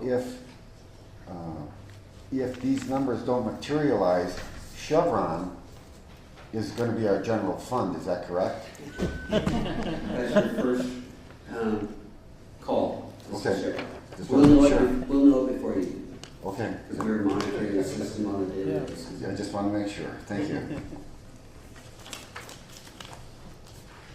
Any other questions? I would just like to make one comment. I've done this before, but I'm continually amazed by the staff in this district. Jonathan and I probably work on 20 school districts and city council. city facilities, and you are blessed with this staff of yours tonight. Thank you for that. Thank you, Ms. Devlin. All right, we have Resolution 2014/18, making certain findings relating to the Energy Conservation Services, authorizing filing of CEQA notices of exemption, and authorizing energy services contract ancillary agreements and matters related thereto. Move to approve. Have a motion by Mr. Hernandez Second. and a second by Mr. Schaefer. All those in favor say aye. Aye. Aye. Opposed? Motion passes 5-0. Item E. Adopt resolution number 2014-19, resolution of the Board of Education of the Jurupa Unified School District authorizing the execution and delivery of a lease purchase agreement, site lease, assignment agreement, and escrow agreement, and making certain findings and authorizing and directing certain other actions in connection therewith. And this motion needs to be amended to reflect the WAB Investments Incorporated, a wholly owned subsidiary of Western Alliance Bank, an Arizona corporation, shall serve as the purchasing entity as opposed to the Alliance Bank of Arizona, a division of Western Alliance Bank. Just nothing different, just the bank has a name change, so we had to incorporate that. Move for approval with the recommended change regarding the dance name. Have a motion Second. and by Mr. Mendez, a second by Mr. Hernandez. Any questions or comments? Mr. Schaefer. Are we having someone speak on this yet? Is there some finance guru out there that's hiding? If you would like to, we can. We have several people. We have Bruce Kearns here who looked at the financing for this project, and he's from Stifel and Nicholas, correct? Correct. Thank you. Nice to see you again, and Mr. Johnson, Mr. Hernandez. Very nice to meet you for the very first time. I'm Bruce Kearns from Stifel Nicholas. Formerly, our firm was Stone Youngberg. You remember us by that name, probably easier than Stifel Nicholas. We acted as a placement agent for the district by evaluating the financing structure that you have before you tonight, as well as other bids that were submitted to the very same financing structure by other firms. There were 3 bids. This was the lowest interest rate with the terms that were most beneficial to the school district. In addition to evaluating those 3 bids, we also evaluated if the financing were reconfigured and issued, instead of as a private placement, which is the term of art for what we're proposing tonight, that you engage with a contract through Western Alliance Bancorp for using them as your lender, providing you with a loan that would be repaid in the manner that this is described. But instead of issuing the financing that way, directly with the bank, we also evaluated what the expenses would be and its comparison to the Western Bancorp proposal with a lease issued in the public financial markets, very much like the lease financing that was done for this building originally to finance it, and the very same kind of financing that was used in 2011 to refinance the lease for this building. And we determined that the lease terms and interest rates that you have in the proposal tonight from Western Bancorp would provide a lower cost of borrowing than to do a conventional public sale lease, which is sometimes the outcome when the terms and conditions for the lease that we're talking about tonight provide better terms and usually lower expenses associated with doing the financing and the ability to accomplish it in a shorter period of time.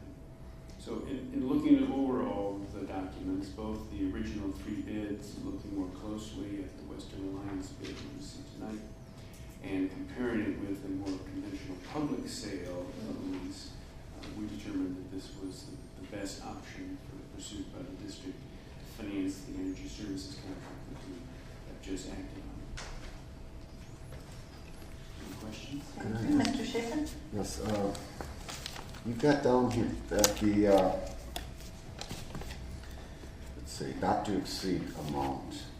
The lease financing transaction has been specified at 6.5, and the not to exceed annual interest rate for this transaction has been specified as 5.25%. I thought there was a different figure. There is. We weren't locked into an interest rate. I believe the interest rate may have come in today, but we were at the last that I had been provided was a 4.1.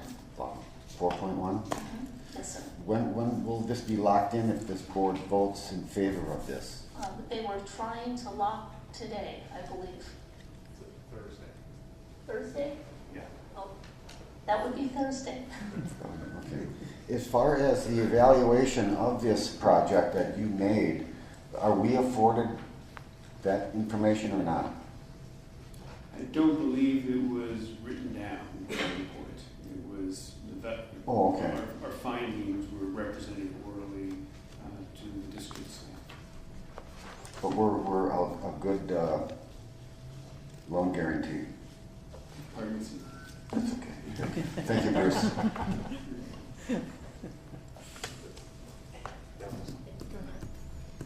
Good evening. My name is Neil Skyver. I'm with Green Campus Partners, and we are the agent for Western Alliance. Actually, the rate today is $3.95. It's a floating rate based on an index, and that index was put in our proposal. And based on what the market's been doing, it's been dropping, which is good. The plan is to try and lock in by about Thursday of this week. So we can't lock today. No, we're very, very close, but so it's been quite a bit better. Thank you. Sure. Any other questions? All right, we have a motion and a second to adopt the resolution 2014-19, resolution of the Board of Education of Jurupa Unified School District authorizing the execution and delivery of a lease purchase agreement, site lease, assignment agreement, and escrow agreement, and making certain findings and authorizing and directing certain other actions in connection therewith, and reflected the amendment of the WAB Investments Incorporated, a wholly owned subsidiary of Western Alliance Bank, an Arizona corporation, will serve as the purchasing entity as opposed to Alliance Bank of Arizona, a division of Western Alliance Bank. With that all said, all those in favor say aye. Aye. Opposed? Motion passes 5-0. Item F is to adopt at a first reading renumbered policies and regulations as listed. Mr. Duchamp.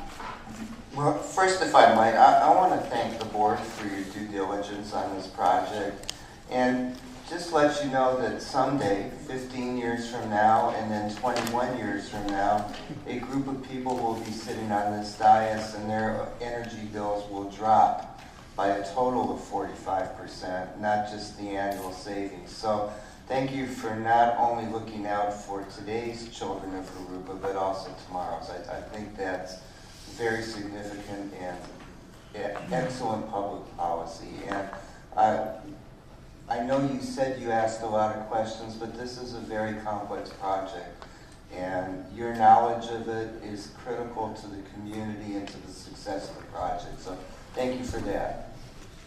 With that, these are only numbering and titles. I think they're just numbering changes to bring your policies in line with CSBA's numbering system, so that someone who's used to looking at board policies can look at a number and recognize that your number conforms to other districts' numbers if they want any comparison. So this is first reading only, so we would ask for a motion to it's adopted first reading. So this is just about the change in numbers, not the policy itself? There's no wording changes within the policy. Because I thought you were going to read each policy tonight, and we'd probably be here till tomorrow noon. I made sure of that, but I did not have We will, however, be having a board study session. It'll be about 27 days and 3 hours.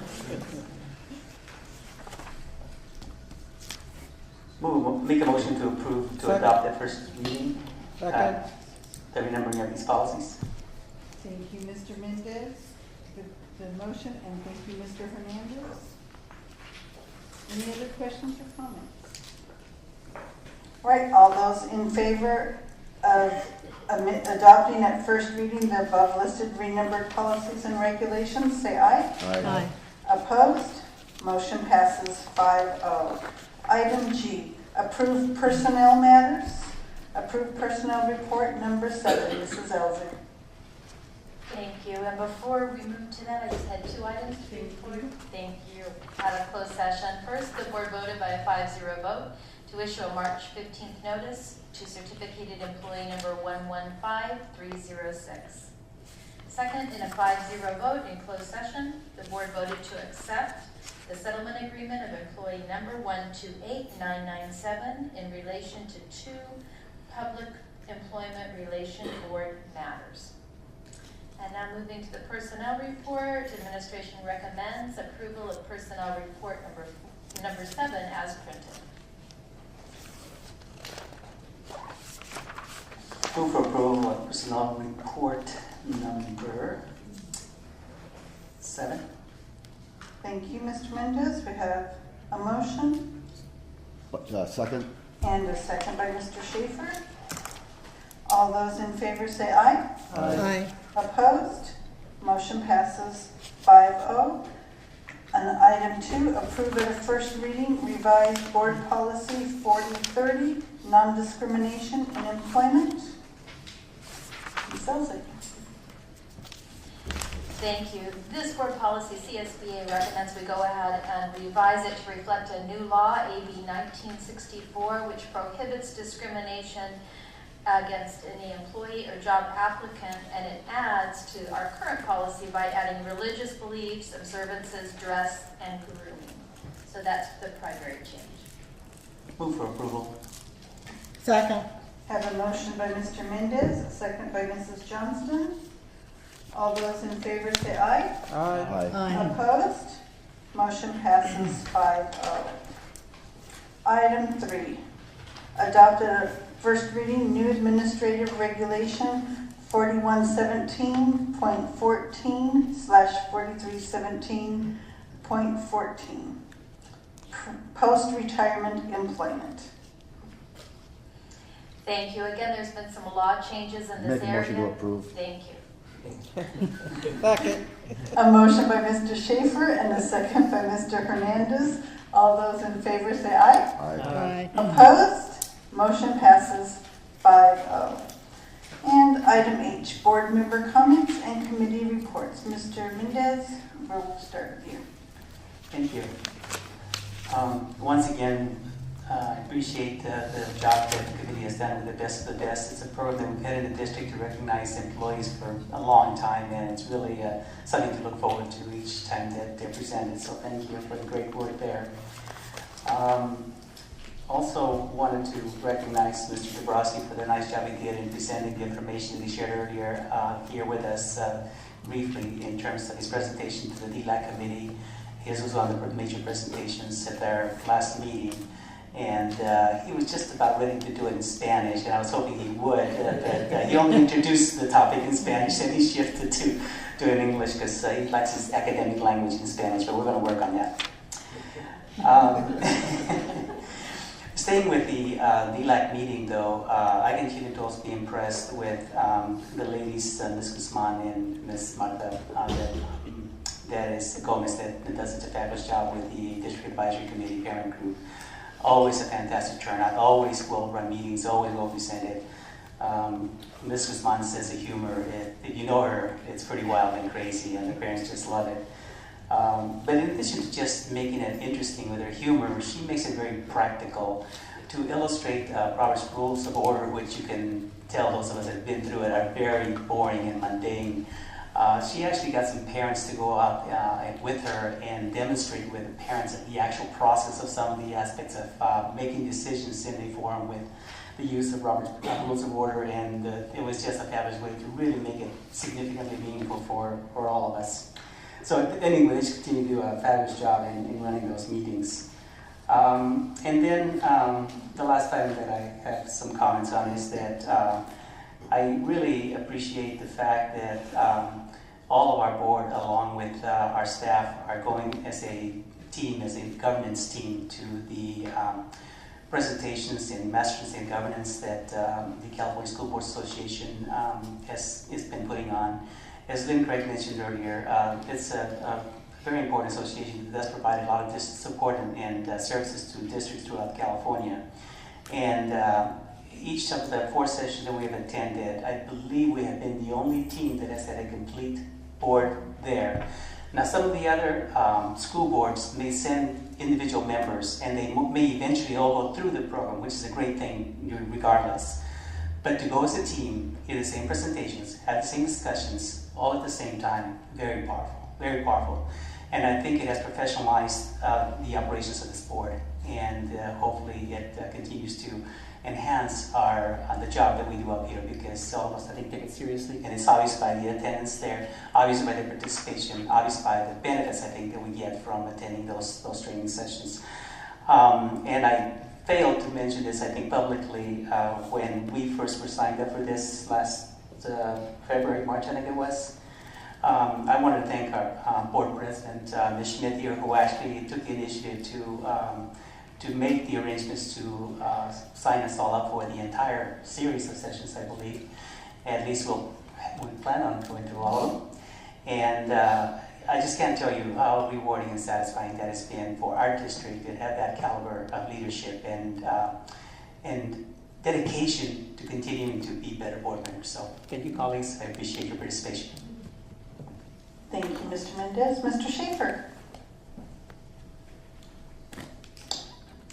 I would like to again thank the Barona Band of Mission Indians and the Fondazione Italia for their grants, but we also, at every board meeting, there's donations, and we approve of them. We don't read them. I would hope that we continue to at least send them thank yous, but any money at this time for our kids is appreciated.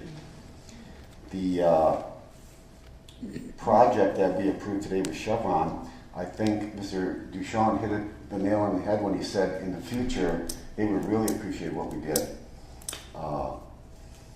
Also, listening to one another. This is a good board. We respect each other. We agree to disagree, and there are no hatchets or knives up here. It's really nice, but we do have differences, and we all appreciate the different perspectives we each have. And learning about governance, school governance, at these Masters in Governance programs is really refreshing. And every board member, every new elected board member, it should be mandatory that they go to these. Another concern I had, the last couple of board meetings, an individual has come to the board meetings and spoke about a back gate over at Ina Arbuckle. Apparently at 2 o'clock, 2:30, I don't know what the times are. 2:35. 2:35. They're open. Students are allowed to pass through these gates, and then they're locked up. And I walked the area at Ina Arbuckle, and there's one way in on Minturn, one way out on Packard.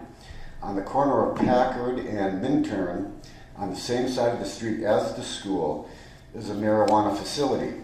How that got there, I don't know. I wish we could find out. I'm not against people that use marijuana for medical purposes. There's a reason for that. It's not about that. It's that it should not be that close to a school.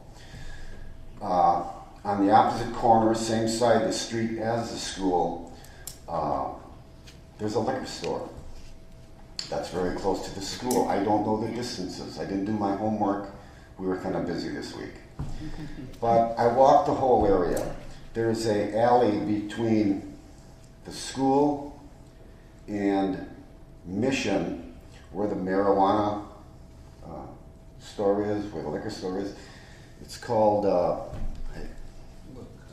there's a name for the alley, believe it or not. It's Wilcox. Wilcox? Whatever. Anyway, I went down the alley. It was overgrown. There was a dumpster, vacant lot, and right by the dumpster in the overgrown bushes is a fella enjoying cocktail hour. He must have been homeless. I didn't want to join him. But I do believe that it is a safety issue for kids at Ina Arbuckle.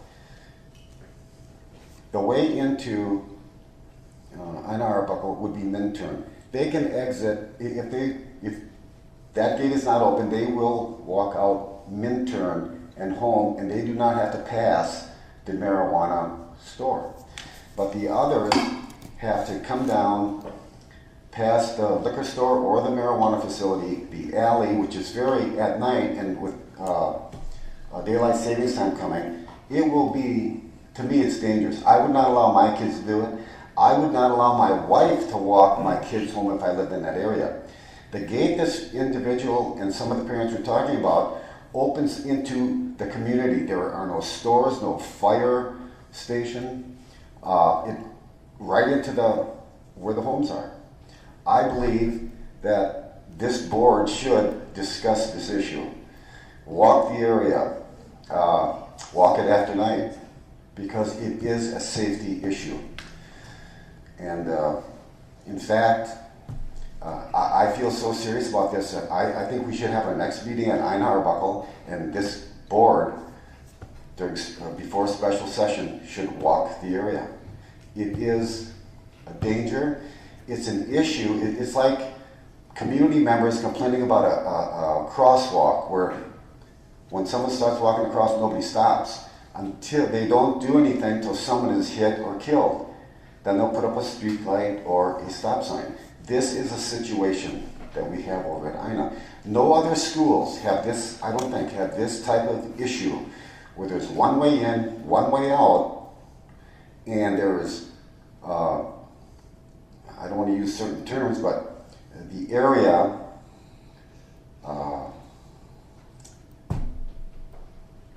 is dangerous for kids walking home. I really do believe that. So, I don't know where I go from here. If we can have our next meeting at Ina Arbuckle, if this board can walk that area, I think you'll all have a different perspective on this. Now, I understand staff over at Ina says, for safety reasons, that gate should not be open.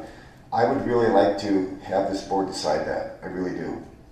Mr. Duchamp, I don't think you or I, well, maybe you would, I would not walk my kids home at dark from Ina the way they're doing it now, unless I had a weapon. I don't carry a weapon, but if I lived over there, I would. That's how serious it is. Thank you. Just a couple things. I want to respond to, first of all the children in the after-school program are picked up by adults. So they are accompanied home by adults. Most of them are picked up by drivers, some by walkers, but I believe they all go with a parent. That's part of the program. It's a requirement. So the children are not exiting by themselves.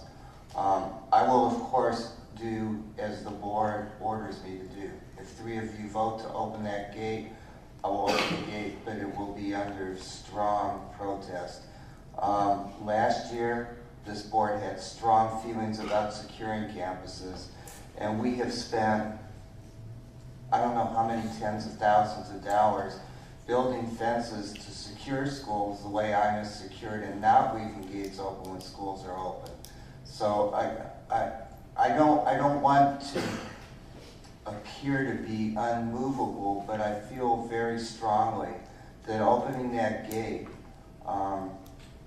opens the campus. And that neighborhood, if it's unsafe on Mission, it's unsafe half a block from Mission. If it's unsafe, I mean, there's no street lights on the streets or sidewalks that the particular person talked about. The place they would enter is also through a sort of alley with two gates on it. One's a truck gate, and, but you can certainly put it as, the board can do as you choose. I feel as strongly about protecting the students and staff. They're the only staff at the school at that time were custodians. It's not part of their job description, nor are they trained as security. And I hate to go into what the parent said, but there really is only one parent requesting this. And other people that we've talked to, he says there are more. And others have told us that he's been coercive to them about signing petitions. And we have a program that's run by an outside contractor. I would have to tell them the gate would be open. And again, it's your choice. My advice to you is if you open that gate, then you'll have to open gates at all schools, and we're reversing a policy or a practice that we started last year. But it should be an agenda item. But right. If I may, the way you describe it, I really feel strongly that all the board members should see it. Whatever the board agrees to, that's fine. But I think the board should see that site. What you're describing sounds different than what I've seen. The access is off on Aurora. In fact, when we talked tonight, you had mentioned you still didn't see where the marijuana store was. Well, it's right on the corner of Packard and Mission. It's right there. But I really strongly feel that there is a danger to the students. And to say that after the kids leave the school, it's not our responsibility, yes it is. It is our responsibility. It's all our responsibilities. To pass the buck to say, have the city council do it or have the sheriff's department, we should all be involved in this. But from all I know is what I've heard from those that spoke. And then I went and got my own facts. But I truly believe if this board saw that for 1 hour or 1.5 hours after, 4 o'clock they want it open? I don't even know the hours they want it open. It's after 4.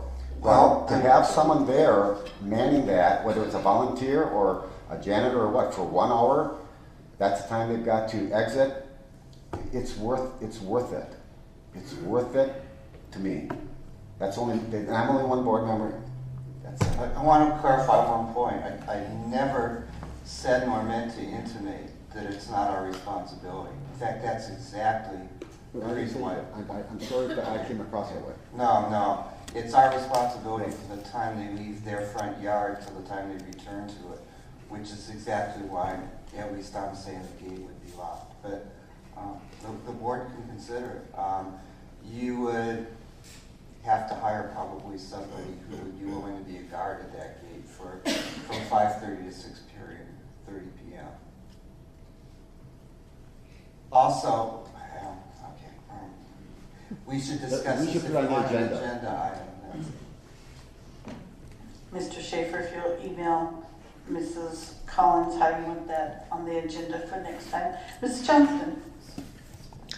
Well, I did participate in Best of the Best, and I really did enjoy it. It was a little bit difficult to keep up with everybody else. They knew some of the, most of the staff, and I didn't, but I read as fast as I could, and sometimes I hit an agreement with the others, so I felt good about that.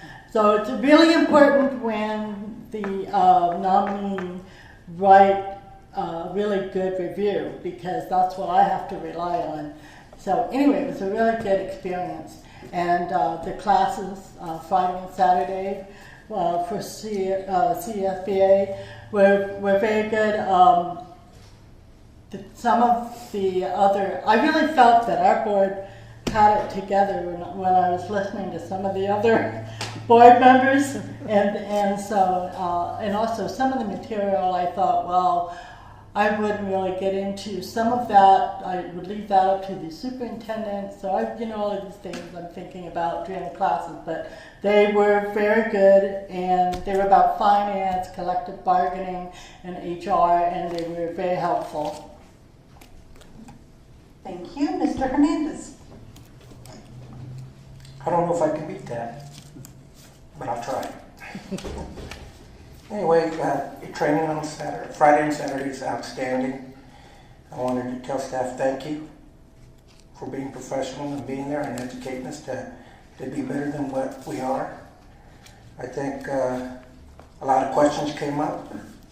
Had the opportunity to quiz a couple of you staff members. But it was very good training. In fact, I'd like to send them a letter of thank you for putting on such a great program on Friday and Saturday. If we could possibly do that, just to let them know. I know they got paid for it, but they did an excellent job. And on the LCFF and the LCAP, excellent information, and I think that's great. We talked about timelines, that we should already be working on the timeline for the LCAP before we start looking at the LCFF. So a lot of things happening. But with that, I have to applaud Mr. Schaefer because I've lived in that community majority of my life. I went to Ann Arbor, and it really has changed quite a bit from the time that I went there to what it is now, and especially on Mission Boulevard. And again, that maybe it's something we need to look at as a safety concern, because I know I've talked to Mr. Duchamp about it, and I told him to take care of it, and he took care of it, and I said, okay, if that's your recommendation, that's what we have to go with. But I think maybe it's something the board really needs to look at, and really, maybe we have to change policy. I know that I talked to another board member, and they had said something about gates being open at another school at a certain time, and I thought, we really have to be consistent, and so if it's happening at one school, then let's see what's happening everywhere together. But again, I'm very proud of our board members. Ms. Johnson alluded to some of the other board members that were there, and I think we were up to speed.